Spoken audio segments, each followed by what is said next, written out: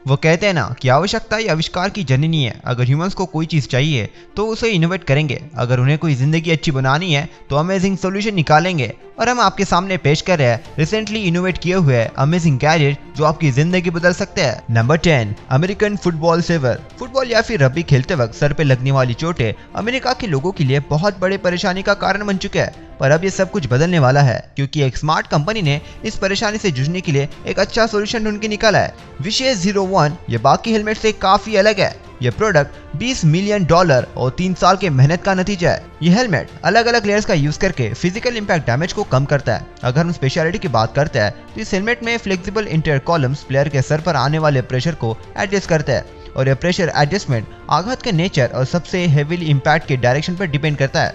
ये method sir पर हुए इम्पैक्ट को पूरे हेलमेट पर स्प्रेड करके बहुत सारे इम्पैक्ट के इफेक्ट को कम कर देता है, जो प्लेयर के लिए घातक हो सकता था। इस लाइफ चेंजिंग इनोवेशन की ट्रू क्वालिटी को चेक करने के लिए अप्रैल 2018 में NFL ने फील्ड टेस्ट किया था, और उन्हें उसमें से ये पता चला कि विशेष 01 अब तक के सॉफ्टेस्ट हेलमेट में से एक है।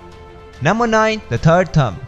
हमारे हाथों के अंगूठे ह्यूमंस के कौशलता का एक सबूत है, जिसने ह्यूमंस को इतना कामयाब बनाया है। और क्या होगा अगर हमारे पास एक और अंगूठा होता तो?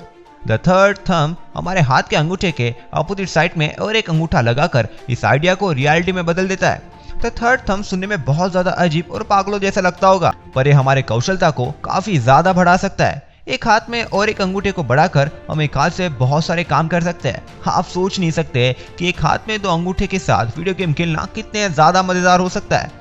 इस प्रोडक्ट का कंट्रोल इंटरफेस देखने में बहुत ज्यादा एडवांस है, पर ये उतना ही आसान भी है। इस गैजेट को शूज में कॉन्फ़िगर रखे हुए डायरेक्शन पैड से कमांड मिलती है। इन कमांड्स को ब्लूटूथ की मदद से भेजा जाता है, और इस इनपुट कमांड को मूवमेंट में फिर कन्वर्ट किया जाता है। इनका यूज करने के लिए प्रैक्टिस की जरा जरूरत है, पर एक बार उन्हें ठीक से चलाना आपको आ गया तो आपकी जिंदगी जरूर बदल जाएगी। इन्हें फिलहाल में ब्रेन वेव से कंट्रोल नहीं किया जा सकता, पर यह बहुत ऑब्वियस बात है कि ब्रेन वेव मशीन इंटरफेस और हैंड नर्व कनेक्शन इस गैजेट के फ्यूचर अपडेट में रहने वाले हैं। Number 8, self lacing shoes. The Nike hyper adapt 10 इस पुराने डिजाइन वाले शूज को 2016 में रिलीज किया गया था। इन शूज को एक कंसेप्ट को दिमाग में रखकर बनाया था। नाइकी को एक फ्यूचरिस्टिक शू बनाना था जो इसे यूज करने में काफी आसान और कन्वीनियंट हो। इनमें एडेप्टिव लेसेस का यूज किया जाता है। इन लेसेस को टाइट या फिर लूज होने के लिए प्रोग्राम किया जाता है, और ये फीचर इनके डिफॉल्ट सेटिंग पर डिपेंड करते हैं। जैसे आप इन्हें पहनते हैं ये एक्टिवेट हो जाते हैं। ये शूज आपके पैरों के अंदर पहनने के बाद प्रेशर को काउंट करते हैं। ये टो से लेकर टीप तक सारे प्रेशर को चेक करते हैं। ये सुनने में बहुत ज्यादा लगता होगा, पर ये शूज पहनने में आसानी नहीं बल्कि उनके लिए है जो शूज लेसेस ठीक से बांध नहीं पाते, या फिर उन्हें जिनके लिए स्पाइन इंजुरीज और नीचे झुकना काफी डिफिकल्ट होता है, और वो इन शूज को टिपिकल नॉर्मल पर्सन की तरह यूज कर सकते हैं। और जब मेंटेनेंस की बात आती है तब आपको चार्जिंग इंडिकेटर के बारे में सोचना पड़ेगा। इसके बाद भी नाइकी के एडवर्टाइजमेंट के हिसाब से इनकी बैटरी पूरे 2 हफ्ते तक चलने वाली है। Number 7, solar roofing tile. मजबूत और अच्छे दिखने वाले टाइल्स के व्यू को ब्लैक ग्रिड सोलर पैनल पूरी तरह से बिगाड़ देते हैं, पर टेस्ला रूफ सोलर पैनल इन सदियों से चलती आ रही प्रॉब्लम्स को सोलर पैनल को रूफ के टाइल्स में डिजाइन करके सॉल्व करने की कोशिश कर रही है। पर यह ज्यादा डिजाइन की तरफ ध्यान देने की वजह से एफिशिएंसी काफी कम हो जाती है। आप थिन फिल्म सोलर सेल का एग्जाम्पल ही ले सकते हैं, पर टेस्ला सोलर रूफ के हिसाब से ये एफिशिएंसी इश्यू बहुत ही कम हो चुका है। डिजाइन के हिसाब से ये सोलर टाइल्स नॉर्मल टाइल जैसे ही दिखते हैं, लेकिन इलॉन मस्क इन प्रोडक्ट की एफिशिएंसी के साथ इतने कॉन्फिडेंट है कि इन्होंने इस सिस्टम की 30 साल तक की वारंटी दी है। अगर हम नंबर के हिसाब से बात करते हैं तो पुरानी सोलर टाइल सिस्टम 20 से 30 साल तक खर्चा नील कर देंगी और बाद में एनर्जी प्रॉफिट में जनरेट करेगी। इससे भी बड़ी बात यह है कि solar roof pressure impact, shock और समय के साथ वेयरिंग के विस्तान कर सकती है। सबसे कूल बात तो यह है कि आप अलग अलग डिजाइन के सोलर रूफ सिलेक्ट कर सकते हैं। Number 6, anatomy in the shirt. Virtual tree modern AR का सबसे नया और शायद स्मार्ट एप्लीकेशन में से एक है। भले ये इंग्लास या फिर पोकेमोन गो जितना मजेदार तो नहीं है, पर ये बच्चे को इसके एआर वेरिएबल टेक के साथ ह्यूमन बॉडी के एजुकेशनल वर्चुअल टूर पर लेके जा सकता है। इस प्रोडक्ट का मेन पार्ट इसकी टी शर्ट है। इस टी शर्ट पर मार्किंग की गई है जिन्हें क्यूरोस्कोप के कस्टम ऐप के साथ स्कैन किया जा सकता है।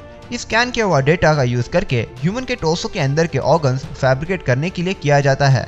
यह इसके टी शर्ट के एआर स्पेस तक ही सीमित है, और ये ज़्यादा इन्फॉर्मेशन जैसे कि डिस्क्रिप्शन और वर्चुअल एड भी देता है जो यूजर्स को ज़्यादा पढ़ने में मदद करता है। वर्चुअल ट्री को हम रियल गेम ऐप तो नहीं कह सकते, पर ये एजुकेशनल ऐप का काम बखूबी करता है। ज़्यादा प्रोफेशनल लेवल पर तो नहीं, पर ये स्टूडेंट्स और ज़्यादा इंटरैक्टिव तरीके से पढ़ा सकते हैं और स्टूडेंट ऑगमेंटेड रियलिटी के बारे में भी और ज़्यादा समझ सकते हैं। नंबर 5, द स्मार्ट मग 2.0। ये और एक इंटरनेट ऑफ थिंग्स का ऑसम प्रोडक्ट है। ये मग आपके फेवरेट ड्रिंक को परफेक्ट टेम्परेचर पर गर्म रखता है। सेल्फ लेसिंग शू की तरह ये एम्बर एवरीडे एटम में आसानी से घुल मिल जाता है, पर ये आपके एवरेज मग से काफ़ी ज़्यादा स्मार्ट है। इसके पास हीट मेंटेनेंस और नेटवर्क कम्युनिकेशन के ऑप्शन भी है। लेकिन आप सोच रहे होंगे कि ये गैजेट टिपिकल यूएसबी मग से कैसा क्या अलग है। इसका हीट मेंटेनेंस कप के अंदर के ड्रिंक को ठंडा होने की जगह उसे स्पेसिफिक टेम्परेचर पर सेंसर की मदद से मेंटेन कर सकता है। इसका एक स्पेशलाइज ऐप भी है जो सेपरेट यूजर के प्रीसेट के साथ टेम्परेचर मेजर करने में मदद भी करता है। इस प्रोडक्ट का डबल कैपेसिटी के साथ एक ट्रैवल वर्जन भी है और इसमें एक डायरेक्ट टेम्परेचर इंडिकेटर भी है। कहना तो नहीं चाहिए, पर यह वर्जन इसकी प्राइस को $80 से $150 तक बढ़ा देता है। जिन्हें अपग्रेड करना है वो तो करेंगे। Number 4, real life Star Trek turbo lifts. Star Trek movie में दिखाई देने वाले turbo lift stable travel mode vision वाले हैं। हमारे ऊपर और नीचे जाने वाले लिफ्ट से काफ़ी ज़्यादा ये अलग, ये उनकी शिप में कहीं पर भी लेके जा सकता है, जो बहुत ही ज़्यादा एफिशिएंट और पॉइंट टू पॉइंट सिस्टम है। और एफिशिएंसी जर्मनी के लोगों का शायद सपना है, इसलिए जर्मनी की एक कंपनी थ्रिसेस ग्रुप एक मल्टी एलिवेटर सिस्टम बना रही है। ये पुराने पुलिस सिस्टम को पीछे छोड़कर इस सिस्टम के कॉन्फ़िगरेशन आपको 2 डायमेंशन ट्रैक और प्लेन में कहीं पर भी छोड़ सकता है। भले फ्रिक्शन होने की वजह से ये इतना फास्ट नहीं है, पर ये आपको फ्रीली ऊपर नीचे दाएं बाएं लेके जाकर कहीं पे भी स्पेसिफिक जगह पर छोड़ सकते हैं। साइडवे स्टाइल सुनने में किसी स्टाइलिश डिज़ाइन नौटंकी से कम नहीं लगती, पर ये इसके डिज़ाइन बेनिफिट का पायलट करने वाले हैं। ये सिस्टम ज़्यादा ओपन स्पेस को प्रोवाइड करती है, जिसकी वजह से इस लाइन में खड़े रहने की जगह पे एक से ज़्यादा कैबिन एक साथ यूज़ किए जा सकते हैं। हर कैबिन बिल्डिंग की एक जगह से दूसरी जगह पर फ्रीली जा सकता है और अनयूज कैबिन यूज़ होने के लिए तैयार भी रह सकते हैं। कैबिन्स बिल्डिंग में कहीं पर भी मूव होने की वजह से और ज़्यादा एलिवेटर स्पॉट भी बनाए जा सकते हैं, जिसकी वजह से बिल्डिंग में ज़्यादा डिस्टेंस चलना अवॉइड करके काफ़ी समय की बचत हो सकती है। Number 3, the calorie scanning machine. The calorie को ये एक नया कंसेप्ट है जिसे पैनासोनिक ने the next generation dietary monitoring और कंट्रोल टूल मशीन के नाम से इंट्रोड्यूस किया है। ये मशीन इसके सेंसर का यूज करके फूड को स्कैन करके उसके अंदर के पोटेंशियल कंटेंट को चेक करता है। फिलहाल के लिए पैनासोनिक इसके इंटरनल वर्किंग के बारे में काफी ज्यादा सिक्रेटिव है, पर एडवर्टाइजमेंट ने इस प्रोडक्ट के डिटेल्स की एक्यूरेसी काफी ज्यादा बढ़ा दी है। ऐसा पता चलता है कि ये गैजेट कैलोरी मेजरमेंट के लिए एडवांस सिस्टम का यूज करता है। आज के समय में फूड का एनालिसिस सिर्फ उसके वेट से डिसाइड किया जाता है। शुरुआती टेस्ट में कैलोरी इको ने बताया कि वो फूड को एनालिसिस करके उसके अंदर के प्रोटीन, कार्ब्स और फैट्स के परसेंटेज को पता लगा सकता है।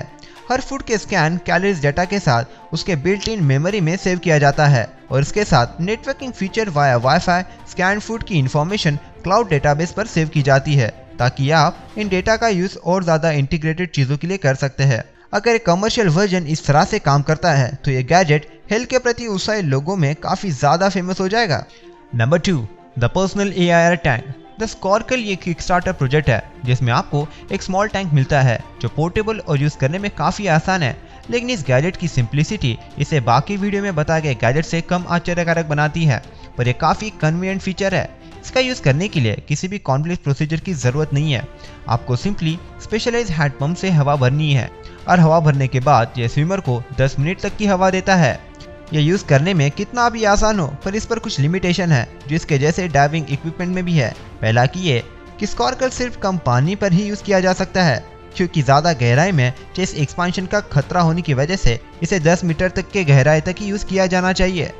और नॉन प्रोफेशनल ने 3 मीटर तक की गहराई तक ही और 50 मिनट से ज़्यादा एक दिन में इसे यूज़ नहीं करना चाहिए बिकॉज ऑफ सेफ्टी पर्पजेस।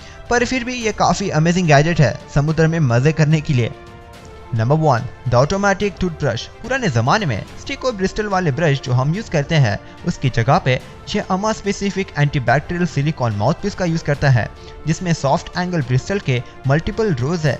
जब इसे यूज़र के मुंह में डाला जाता है तब ये मुंह होते वक्त इसके साथ में माइक्रो चैनल्स के थ्रू स्पेसिफिक टाइप का टूथपेस्ट भी रिलीज करता है और इस सीजन के लिए लगभग 10 सेकंड का समय लगाता है। ये दोनों दांतों के सेट को एक साथ में क्लीन करता है। इसके लिए पुरानी ब्रश मेथड के 3 मिनट की जगह पे ये 10 सेकंड में अपना काम खत्म करता है। इस गैजेट के डेवलपर्स का मानना यह है कि इसके सॉफ्ट प्रेशर और 450 ब्रिट्सल एंगल के साथ ये दांतों को किसी और मेथड के कंपैरिजन में अच्छी तरह से क्लीन करता है और ये आपके गम्स को भी डैमेज नहीं करता है। पर स्ट्रेंज बात तो यह है कि पिछले कुछ दशकों में हाईटेक टूथब्रश की जितनी ग्रोथ हुई है उसके बाद भी किसी भी कंपनी ने इसके जैसा खुद का वर्जन नहीं बनाया है जो अमा ब्रश को इसके फ्लेक्सिबिलिटी को काफी रिस्की पोजीशन में डाल देता है, क्योंकि टूथब्रश ब्रांड कंपनीज को शायद इस गैजेट का वर्किंग सब स्टैंडर्ड लगता होगा और इसके यूज पर भी कुछ लिमिटेशन है, जैसे कि इसकी इफिशिएंसी दोनों साइड पर एक साथ यूज करते वक्त काफी कम हो जाती है। फिर भी एक काफी कूल कंसेप्ट है फ्यूचरिस्टिक टूथब्रश के लिए। भले ही ये गैजेट अभी भी कमर्शियल मार्केट में नहीं आया है, पर यह हमें बता रहा है कि किस तरह से हमारे फ्यूचरिस्टिक एवरीडे गैजेट्स थोड़े से एप्लीकेशन के लिए चेंज हो सकते हैं। हे दोस्त, अगर आप यहाँ तक वीडियो देख रहे हो तो कॉन्ग्रेचुलेशन, क्योंकि आप बहुत स्मार्ट हो और स्मार्टनेस को चाहिए डेली स्मार्टनेस का डोज जो हम आपको डेली प्रोवाइड करते हैं। और हमें सब्सक्राइब करके हमारे मिशन में जुड़ जाइए ताकि हम ऐसी ही अमेजिंग नॉलेज डेली प्रोवाइड कर सके। तो तब तक के लिए बाय, और अब तक देखिए लेफ्ट या फिर राइट। बाय।